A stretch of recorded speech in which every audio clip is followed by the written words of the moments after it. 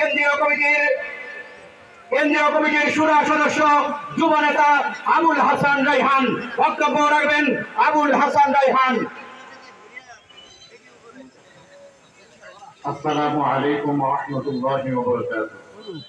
ইসলামী আন্দোলন ভোলা জেলা কর্তৃক আয়োজিত আজকের এই গণসমাবেশে প্রধান অতিথি হিসেবে উপস্থিত থাকবেন ইসলামী আন্দোলন বাংলাদেশের সিনিয়র নায়েব আমির মুফতি সৈয়দ মোহাম্মদ ফয়জুল করিম সাহেবের চরমনাই।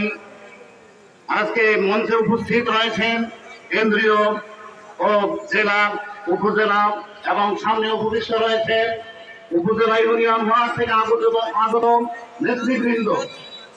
আমি আপনাদেরকে বলতে চাই, আমি পিছনের একটা কথা স্মরণ করিয়ে দিতে চাই। আপনারা জানেন বরিশাল সিটি মেয়র নির্বাচনের দিন শেখ চরমনাই যখন মডেল উত্তরের একটা কেন্দ্র পরিদর্শন করার জন্য উপস্থিত হয়েছেন, আমি সেখানে উপস্থিত ছিলাম।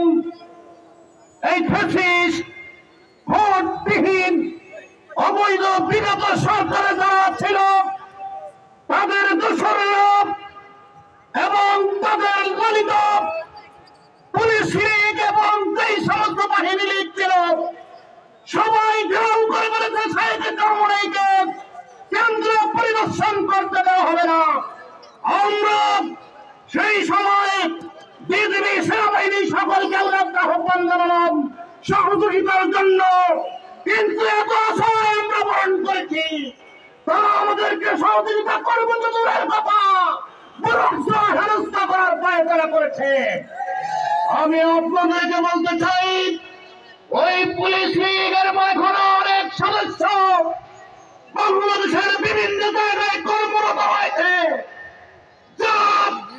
তাদের দোষর হিসেবে এই প্রশাসনে কর্মরত রয়েছে। তাদেরকে চিহ্নিত করে বহিষ্কার করতে হবে, বরখাস্ত করতে হবে। এবং ইন্তেকাল কমিশন যে আপনারা চেয়েছেন, বিগত দিনে যারা নির্বাচন কমিশনে পালন করেছে তাদেরকে চিহ্নিত করে অবৈধ নির্বাচন কমিশনকে শাস্তির আওতায় আনতে হবে।